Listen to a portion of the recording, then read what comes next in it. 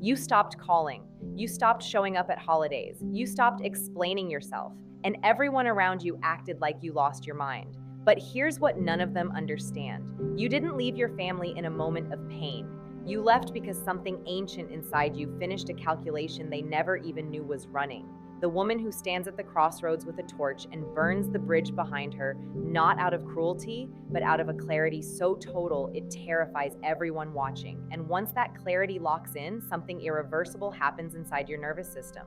To understand why certain women sever their families so completely, you need to understand what was meant when he spoke of Hecate, and why this archetype is so profoundly misunderstood. In ancient Greek religion, Hecate was the goddess of crossroads, thresholds, and the spaces between worlds. She moved through darkness not because she was dark herself, but because she was the only one willing to carry a light where others refused to look. She guarded the boundary between the living and the dead, between the known and the unknown, between the world as it appears and the world as it truly is. He saw her as a psychological pattern, an archetype that lives in the collective unconscious and activates in certain individuals, particularly in women who possess an unusual capacity for seeing through surfaces. The Hecate woman is not someone who chose to become perceptive. Perception chose her. From childhood, she could feel the tension beneath polite conversation. She could sense when a parent's smile was a mask. She could detect the difference between love that nourishes and love that controls, even when she was too young to have words for that difference. This is not intuition in the casual sense. This is what was described as a direct connection to the unconscious, an ability to read what is hidden, to sense what is denied, to know what the family has silently agreed to never acknowledge. And this ability made her dangerous to the family system from the very beginning. Every family operates as a psychological system. Understood this long before modern family therapy confirmed it. The system has roles, rules, and an unspoken agreement about what reality is. In healthy families, these roles are flexible, people grow, narratives update, truth is allowed to exist alongside love. But in dysfunctional families, the kind that eventually produce estrangement, the system is rigid. It functions like a sealed container. Reality is not something to be discovered, it is something to be maintained. The alcoholic father is described as someone who works hard and needs to relax. The emotionally absent mother becomes the saint who sacrificed everything. The sibling who bullies is just being playful. The child who is neglected is simply independent. These translations happen automatically. No one sits down and decides to lie.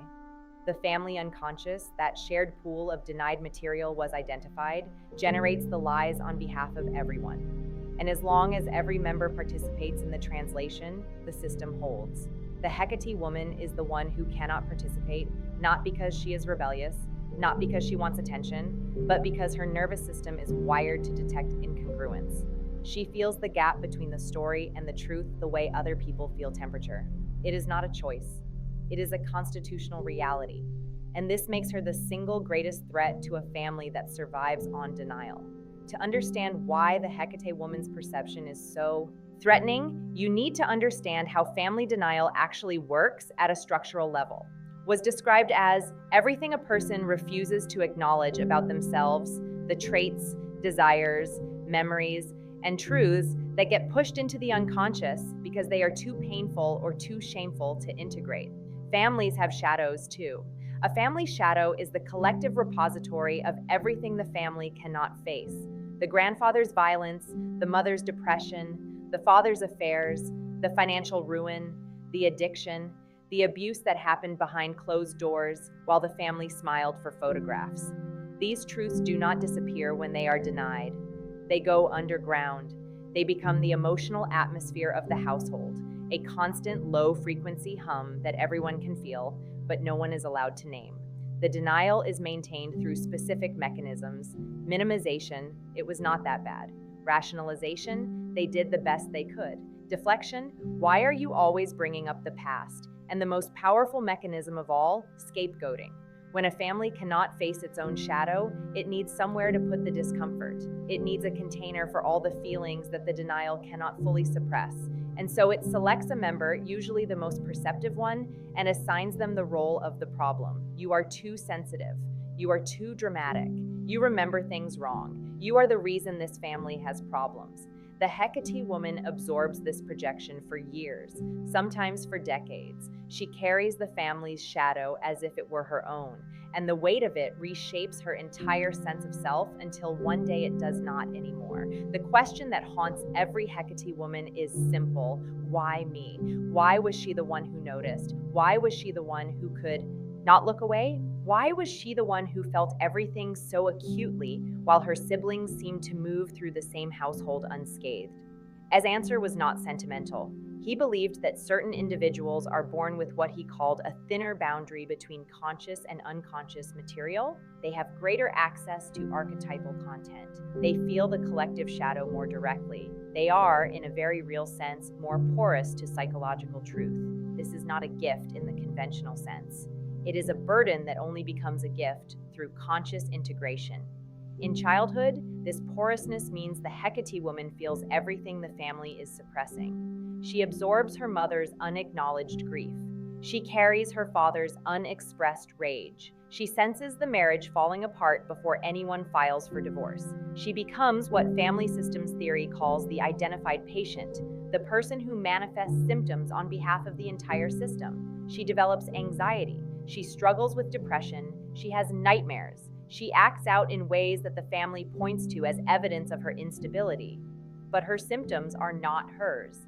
They belong to the family. She is simply the only one honest enough or porous enough to express what everyone else is hiding. This is the cruel paradox of the Hecate woman's position. Her accuracy is used as evidence of her dysfunction. The more clearly she sees, the more forcefully the family insists she is delusional. The more she speaks the truth, the more they tighten the narrative that she is the problem. And this dynamic can continue for an entire lifetime unless something breaks it. There is a question I want you to sit with right now. If you recognize yourself in what was just described, the one who saw everything, the one who carried the weight of truths no one else would hold, I want you to tell me in the comments, when was the first time you realized that what your family called your problem was actually your clarity? When was the moment you understood that your so-called sensitivity was not a flaw, but a signal that something in the system was deeply wrong? Write it below. You do not need to have it perfectly articulated. You do not need to wrap it in a neat conclusion. Just naming that moment, even in a single sentence, is an act of reclamation. It is the beginning of taking back a perception that was stolen from you and called madness. And if this is the kind of understanding you want to keep building, subscribe. What comes next goes deeper into the architecture of why the Hecate woman's departure is permanent, and what it actually means for the life she is building on the other side. The decision to cut off a family is almost never a single event. It is a process that unfolds across years, and it follows a pattern so consistent that could have mapped it like a clinical progression. It begins with dissonance. The Hecate woman starts to notice that her experience of reality and her family's narrative about reality do not match. She remembers the screaming. They remember a happy childhood. She remembers being left alone for days. They remember giving her independence. She remembers cruelty. They remember discipline. This dissonance creates a specific kind of suffering that has no name in ordinary language. It is the pain of being told that your own memory is a lie by the very people who created those memories. Psychologists now call this gaslighting, would have recognized it as a systematic assault on the ego's reality testing function. When the people you depend on for survival consistently deny your perception of reality, something inside you begins to fracture. You start to doubt yourself. You wonder if you really are too sensitive. You question whether your memories are accurate. You begin to live in a fog of uncertainty where nothing feels solid and nothing can be trusted, least of all, your own mind. The Hecate woman may spend years in this fog. She may try therapy, she may try confrontation, she may write letters that are never read or have conversations that loop endlessly without resolution. And each time she reaches out, each time she tries to bridge the gap between her truth and their narrative, she encounters the same wall. The family does not want reconciliation. The family wants compliance. They want her to stop seeing what she sees. They want her to rejoin the shared delusion. And every failed attempt to be heard becomes another small death, another piece of hope that quietly stops breathing. Then comes the moment would have recognized as a threshold experience, a crossing point that cannot be undone. It is rarely dramatic from the outside. It might happen at a dinner table, a holiday gathering, a phone call on an ordinary Tuesday afternoon. Someone says something, perhaps the same thing they have said 100 times before, and suddenly the Hecate woman feels something shift. Not anger, not sadness, something colder and more absolute. Clarity. She sees the entire pattern laid out before her like a map she has been walking her whole life without recognizing. She sees that the family will never change, not because they cannot, but because they have built their entire identity around not changing. She sees that every attempt at repair has been absorbed by the system and converted into more evidence of her dysfunction. She sees that she has been negotiating with a structure that was never designed to hear her. And in that moment, the negotiation ends. This is what separates the Hecate woman's departure from ordinary family conflict. She does not leave in the heat of emotion. She leaves in the stillness of understanding. The door closes not with a slam, but with a click, and that click is final. Wrote extensively about threshold moments in the individuation process, points where the psyche crosses a boundary from which retreat is no longer possible. The Hecate woman's departure is one of these. She has seen the machinery behind the curtain. She has understood the system at a level that makes participation impossible. You cannot unknow what you know. You cannot unsee the pattern once it has been fully illuminated. This is why there is no way back, not because she is stubborn, not because she is proud, but because the consciousness that made staying possible has been permanently altered. The version of her that could tolerate the denial no longer exists, but clarity does not mean freedom from pain. The Hecate woman who leaves her family carries something with her that most people never understand, a wound that looks nothing like what the world expects. She does not carry resentment, she carries grief. Specifically, she carries the grief of mourning people who are still alive. There is no funeral for a family you chose to leave. There is no ritual to mark the ending. There are only empty chairs at tables that used to be full and a silence where voices used to be. This grief has a particular quality that connected to the archetype of the descent. In mythology, Hecate accompanies Persephone into the underworld. She walks beside those who must go into darkness. And the Hecate woman's grief is a descent, a journey into the underworld of everything she wished her family could have been, but never was. She grieves the mother who could have been nurturing. She grieves the father who could have been present. She grieves the siblings who chose the family narrative over the truth. She grieves the childhood she deserved, but never received. And she grieves the version of herself that spent decades trying to earn love from people who were never capable of giving it freely. This grief does not resolve quickly. It moves in cycles. It surfaces at holidays. It ambushes her at her children's birthday parties. It whispers in the quiet hours before sleep. And the world around her, a world that worships family above almost everything, does not make space for it. When she tells someone she is not in touch with her family, she sees the judgment, the slight narrowing of the eyes, the careful pause before the next question. She has learned to read that pause as clearly as she once read the tensions in her childhood home. And so she carries this grief largely alone. The loneliness of the Hecate woman is deepened by a cultural shadow that would have immediately recognized the collective worship of the family unit as sacred and inviolable. Every culture carries myths about family loyalty. Honor thy father and thy mother. Blood is thicker than water. A family that stays together survives together. These myths serve an important social function. They bind communities. They create stability. They provide a framework for belonging. But they also serve as weapons against anyone who dares to leave. The Hecate woman lives inside this contradiction. She knows from direct experience that her family was not a source of belonging, but a source of harm. Yet every cultural message she encounters tells her that leaving was wrong, that she should have tried harder, that forgiveness is always possible, that family is always worth saving. Understands that collective myths carry tremendous psychological force. When an individual's lived truth conflicts with a culture's foundational narrative, the individual often loses, not because they are wrong, but because the weight of collective belief is simply too heavy to carry alone. This is why so many Hecate women spend years in a liminal space after leaving. They have freed themselves from the family system, but they have not yet freed themselves from the cultural narrative that says they should not have left. They exist in a kind of psychological no man's land, too awake to go back, but still haunted by the voices that say they should. The cultural shadow adds a layer of guilt that sits on top of the personal grief. It tells her she is selfish. It tells her she is cold. It tells her that no matter what was done to her, she owes loyalty to the people who did it. And dismantling this guilt requires something far more demanding than simply walking away from a house. It requires walking away from an entire belief system about what makes a person good.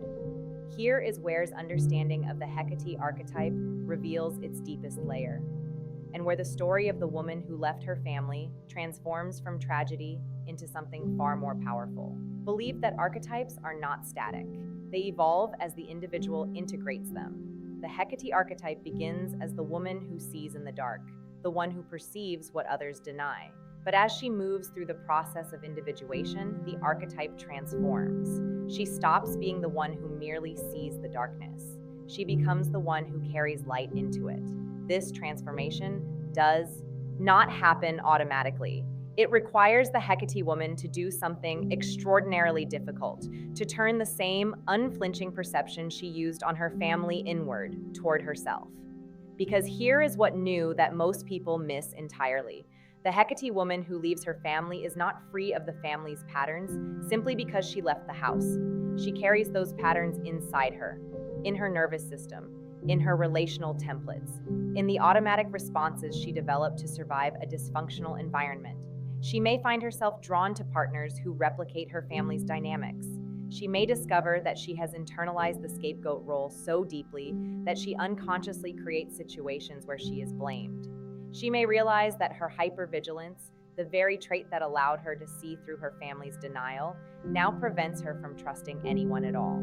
If this reframe has shifted something in the way you understand your own journey, or the journey of a woman you recognize in this description, a like puts this in front of someone else who needs to hear it right now, someone who has been carrying this alone. The Hecate transformation asks her to apply her own medicine to her own wounds, to see her own shadow with the same clarity she used to see her family's, to recognize that leaving the family was necessary, but it was only the first step.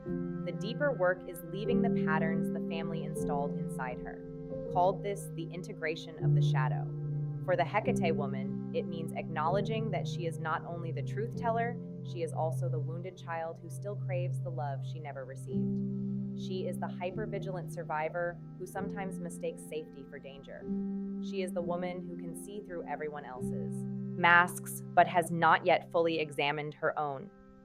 This integration is the real reason there is no way back. Once the Hecate woman begins to see herself with the same honesty she applied to her family, she enters a level of self-awareness that makes returning to unconscious participation in any dysfunctional system impossible. She has crossed a developmental threshold. Her consciousness has expanded beyond the container that the family system could hold. She does not fit inside the old story anymore.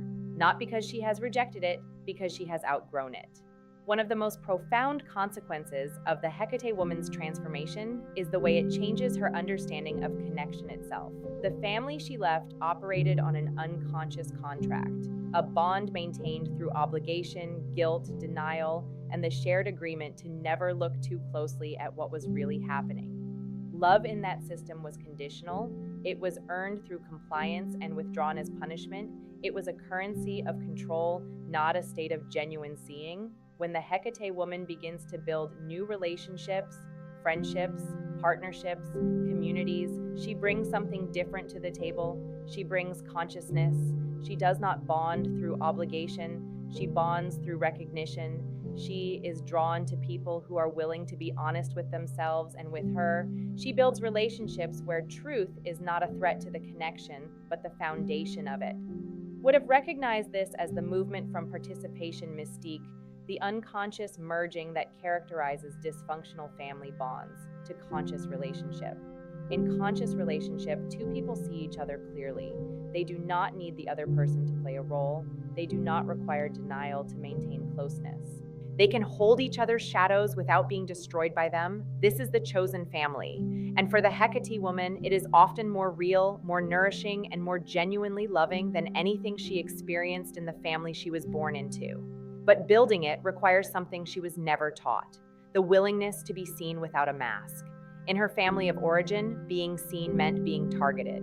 Visibility was dangerous. Authenticity was punished. And so she learned to hide the most essential parts of herself behind walls of competence, independence, and self-sufficiency. The chosen family asks her to lower those walls slowly, carefully, with people who have earned the right to see what is behind them. This is perhaps the most courageous act the Hecate woman ever performs, more courageous even than leaving. Because leaving required strength, but allowing herself to be loved requires vulnerability. And for someone who learned early that vulnerability equals destruction, this is the deepest transformation of all. There is one more dimension to the Hecate woman's departure that's framework illuminates with startling clarity: the intergenerational dimension. Believed that the unconscious is not only personal, it is ancestral. We carry the unlived lives, unprocessed traumas, and unresolved conflicts of our ancestors in the deep layers of our psyche. He called this the collective unconscious, but he was also aware of a more specific layer: the familial unconscious, where the particular patterns of a specific bloodline are stored and transmitted. The dysfunction the Hecate woman experienced did not begin with her parents. It began generations before. Her mother's coldness may have roots in her grandmother's unprocessed grief. Her father's rage may echo his own. Father's helplessness, the scapegoating, the denial, the emotional manipulation, these are not inventions of a single generation. They are inherited patterns passed down like silent heirlooms through the family line. When the Hecate woman leaves, she is not only leaving her immediate family, she is interrupting a transmission that may have been running for centuries. This is the weight she carries that no one sees. She is not just healing her own wounds, she is refusing to pass them forward. Every pattern she makes conscious, every dynamic she names, every cycle she breaks, is a pattern that will not reach her children or her children's children. Wrote that what remains unconscious is lived out as fate. The Hecate woman's great act is to make the unconscious conscious, to take what was destiny and transform it into choice. She takes the family shadow into her own hands and says, "This stops with me." This is not a small thing. This is the work of generations compressed into a single lifetime. And it is exhausting and lonely and largely invisible to the outside world. But it is also sacred. There is a cost to being the one who carries the light. Never romanticized this. He knew that individuation, the process of becoming your truest self, is not a journey of comfort. It is a journey of confrontation with your family, with your culture, with the parts of yourself you would rather not see. The Hecate woman pays this cost in ways that accumulate silently. She pays it in the relationships that do not survive her honesty. She pays it in the friendships that fade when she stops performing ease she does not feel. She pays it in the quiet moments when she wonders if the price of seeing clearly is always being slightly separate from the world around her. And she pays it in the recurring doubt that visits her in the early hours. The voice that still carries the timbre of her mother's disappointment, asking whether she made the right choice, whether she was too harsh, whether she gave up too soon. This doubt is not a sign of weakness. It is the residue of the family system, the last echo of a program that was installed before she had the capacity to refuse it. Would have called it the voice of the complex, the internalized version of the family's narrative that continues to operate even after the external system has been left behind. Healing does not mean this voice disappears. Healing means recognizing it for what it is: a recording, not a revelation, a memory, not a message. The voice belongs to the past. The woman who hears it belongs to the present, and the present is where the real work begins. The inner work of the Hecate woman is not abstract. It is specific, demanding, and rooted in the framework built across his entire career. The first practice is the practice of naming the inherited voice. Every Hecate woman carries an internal narrator that speaks in the language of her family system. This voice says things like, "You are being selfish. You are making a mistake. You will end up alone. No one will ever love you the way family does. These statements feel like your own thoughts. They arrive with the authority of absolute truth. But they are not your thoughts. They are implanted conclusions, sentences your nervous system absorbed before you had the cognitive development to evaluate them. The practice is simple in structure and difficult in execution. When the voice speaks, you pause. You do not argue with it. You do not try to silence it. You name it. You say, internally or aloud, that is the family voice. That is the guilt program. That is the scapegoat narrative. Naming is not a magical act. It does not make the voice disappear, but it creates a crucial millimeter of distance between you and the thought. It moves you from being inside the thought to being beside it. And that distance, that tiny, hard-won separation, is the beginning of psychological freedom. Called this process differentiation. It is the ability to distinguish between what belongs to you and what was placed inside you by others. For the Hecate woman, differentiation is not a luxury. It is a survival skill because the family's voice does not stop speaking just because you stopped answering the phone. The second practice is perhaps the most painful. It is the practice of conscious grief. Most Hecate women have spent their lives managing grief unconsciously.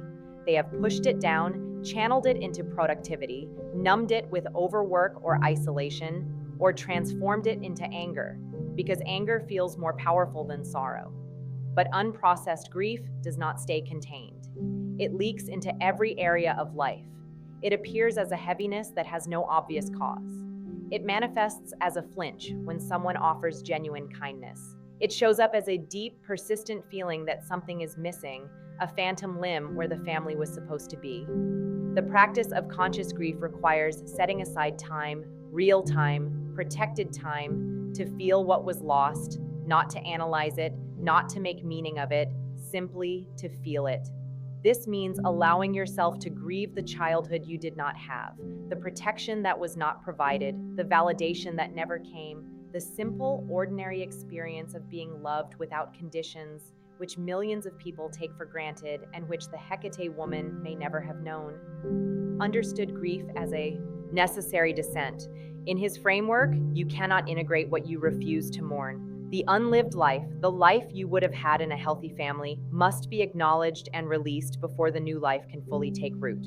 This grief comes in waves. It does not follow a schedule. It may surface years after the estrangement, triggered by something as small as watching a mother comfort a child in a grocery store. The practice is not to control when it comes. The practice is to be present when it arrives, to let it move through you without resistance and without judgment. What emerges on the other side of this grief is not numbness. It is spaciousness, a clearing where something new can grow. The third practice addresses the deepest need of the Hecate woman, the need for a sense of home that does not depend on anyone else's approval. The Hecate woman grew up in a house, but she never had a home. Home was supposed to be a place of safety, warmth, and unconditional acceptance. Instead, it was a place of performance, surveillance, and conditional love. And when she left, she carried with her an internal homelessness, a feeling that she does not fully belong anywhere, that safety is always temporary, that the ground beneath her could shift at any moment. The practice of building the inner sanctuary is the deliberate creation of an internal space of safety. Describe this as the construction of the temenos, the sacred psychological space within which transformation becomes possible. In practice, this means identifying the conditions under which you feel genuinely safe, not performing safety, not convincing yourself you should feel safe, but actually sensing it in your body.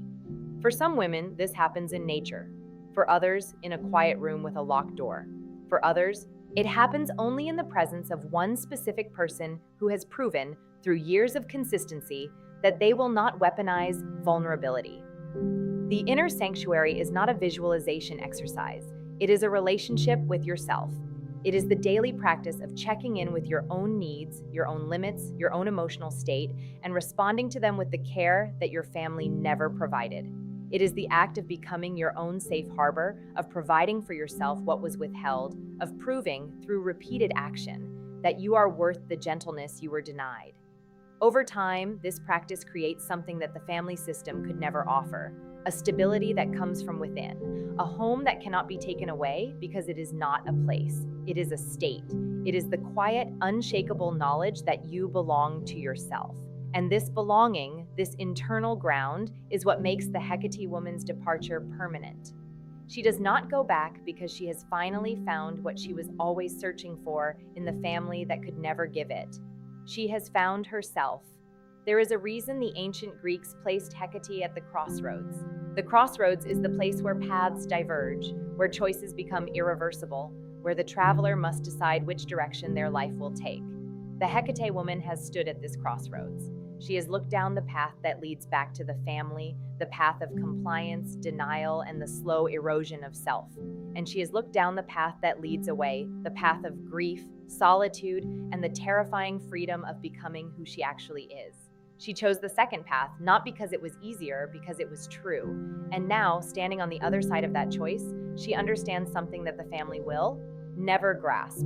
She did not leave because she stopped loving them. She left because she could not love them and survive at the same time. She left because the version of love they offered required her to disappear, and she was no longer willing to pay that price. The torch she carries now is not the torch of anger or bitterness. It is the torch of consciousness, the light that says, I see what happened, I name it, I refuse to repeat it, and I will not dim myself so that others can remain comfortable in the dark. This is the Hecate woman's gift to the world. Not perfection, not invulnerability, but the willingness to see clearly and to act on what she sees, no matter what it costs. You may be her. You may know her. You may be watching this and recognizing for the first time that the path you have been walking has a name, and that you are not walking it alone. The Hecate woman does not need your pity. She does not need your approval. She has already survived the hardest thing a person can survive, the loss of the family she deserved but never had. What she needs is what she has finally learned to give herself: permission. Permission to exist as she is. Permission to trust her own perception. Permission to build a life that is not organized around someone else's comfort. The woman who stood in that doorway, the one whose hand were steady, whose voice was calm, she was not being cold. She was being born. For the first time in her life, she was choosing herself. And that choice, once made with the full weight of consciousness behind it, cannot be unmade. There is no way back, not because the bridge is burned, but because the woman who would have crossed it no longer exists. In her place stands someone new, someone whole, someone who has walked through the underworld and returned not unscathed, but unbroken. And the torch she carries lights the way for every woman who will make this journey after her. But knowing who you are is not the same as living as who you are. The Hecate woman's departure was the first act of consciousness. What follows is the longer, quieter work, the daily practice of becoming the person she chose to be when she walked through that door. This is where most people expect a list: 5 steps to healing, 7 habits of emotionally liberated women. But the Hecate woman's path does not work that way. Her transformation is not a program, it is a practice. One that begins not with action, but with stillness. The first practice is the practice of sitting with the empty room. When you leave a toxic family system, the noise stops. The constant criticism, the surveillance, the emotional weather reports you had to monitor every waking hour. All of it goes quiet. And in that quiet, something terrifying happens. You hear yourself. For the first time, without the static of other people's needs drowning you out, you hear your own voice. And you may not recognize it. This is normal. The Hecate woman has spent years, sometimes decades, translating herself into a language her family could tolerate. She learned to shrink her opinions, soften her perceptions, muffle her instincts. The authentic voice underneath all that translation is faint at first, almost inaudible. The practice is to sit with that faintness, not to force clarity, not to rush into a new identity, but to simply be in the room with yourself and listen. Called this active imagination, the willingness to sit with the unconscious without demanding that it perform on schedule. You do not interrogate the silence, you inhabit it. You let the voice grow stronger at its own pace. This means tolerating discomfort. It means allowing yourself to not know who you are for a while. It means resisting the urge to fill the emptiness with new relationships, new projects, new distractions that replicate the old dynamics in different packaging. The empty room is not punishment. It is preparation. It is the space where the real self begins to breathe. The second practice is the discipline of conscious boundary setting, not as a wall, but as a living membrane. The Hecate woman often swings between two extremes after leaving her family. She either builds walls so thick that nothing can reach her, or she unconsciously recreates the old patterns with new people, choosing partners who demand the same performances her family did, befriending people who treat her sensitivity as a resource to be mined. Neither extreme serves her. The practice is to build boundaries that are alive, boundaries that can flex, that can breathe, that can open when safety is present and close when danger returns. This begins with a single question, asked daily, asked honestly. What am I tolerating right now that I do not actually want to tolerate? Not what should I tolerate? Not what would a good person tolerate, but what is costing me something I cannot afford to keep paying? The answer will be different every day. Sometimes it is a friendship that drains more than it gives. Sometimes it is a work situation that mirrors the old family dynamics. Sometimes it is your own inner critic, the internalized voice of a parent who is no longer in the room but still speaks through your thoughts. The boundary is not set once, it is practiced. Every day you choose what to let in and what to keep out. Every day you ask yourself whether the people in your life are responding to who you actually are or to the role they need you to play. This is not paranoia, it is discernment. And for the Hecate woman, discernment is not a luxury. It is the skill that keeps her free. Observed that individuation is never completed in isolation. You do not become yourself by cutting off all contact with the world. You become yourself by learning to be in relationship without losing yourself. The boundary practice is how that learning happens, one interaction at a time, one honest answer at a time, one quiet correction at a time. The third practice is the most difficult. It is the ritual of grieving what you never had. The Hecate woman did not lose a good family. She lost the possibility of one. She grieves not for what was taken, but for what was never given. The mother who could have been warm, the father who could have been present, the household that could have been safe. These people and places exist only in her imagination, and yet the grief for them is as real as any death. This grief does not follow a schedule. It does not arrive neatly and depart on time. It ambushes. It comes at 3 in the morning when you cannot sleep. It comes when you see a mother and daughter laughing together in a grocery store. It comes on holidays when the rest of the world gathers and you sit with your chosen solitude, knowing it is better than what you left, but still feeling the weight of the empty chair. The practice is not to overcome this grief. It is to honor it, to let it move through you without letting it define you. Believed that unprocessed grief becomes shadow material. It sinks into the unconscious and begins to distort everything it touches. Grief that is denied becomes bitterness. Grief that is suppressed becomes depression. Grief that is performed for an audience becomes manipulation. But grief that is simply felt, grief that is given a time and a place and a witness, even if that witness is only yourself. Grief that is felt becomes compost. It becomes the rich, dark soil from which new life grows. The Hecate woman does not grieve because she is weak. She grieves because she is honest. She refuses to pretend that what happened did not matter. She refuses to skip ahead to the healing without honoring the wound. And in that refusal, she does something her family never could. She tells the truth about what was lost. There is a moment, and it does not arrive on schedule, and it cannot be forced, when the Hecate woman realizes that the torch she carries is no longer a weapon or a shield. It is simply a light she holds because she can, because she has walked far enough through the dark to know that light matters, not because it erases the darkness, but because it proves the darkness is not all there is.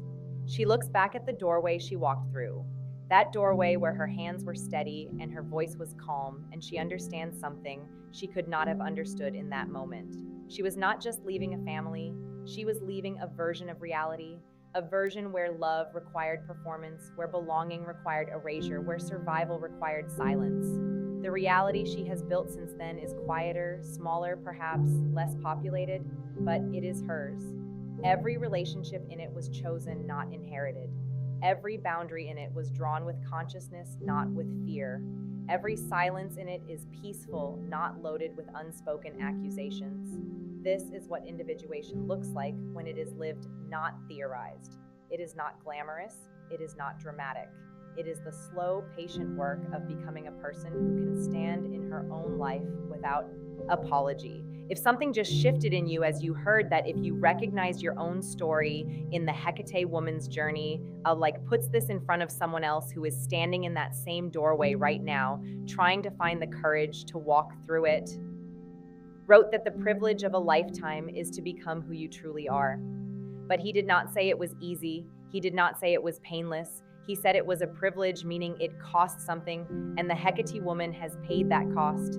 She has paid it in loneliness, in grief, in the quiet devastation of holidays spent alone. She has paid it in the judgment of people who will never understand. She has paid it in the loss of a story she once believed about who her family was. But what she gained cannot be taken from her. She gained herself. Not the self her mother wanted, not the self her father could tolerate, not the self the family system required, her actual self. The one that existed before the roles were assigned, before the scripts were written, before the silence became the price of belonging. And now she walks forward, not backward, not in circles, forward into a life she is writing for the first time in her own handwriting with her own voice. The Hecate woman does not need the world to understand her. She has spent too long seeking understanding from people who were never capable of giving it.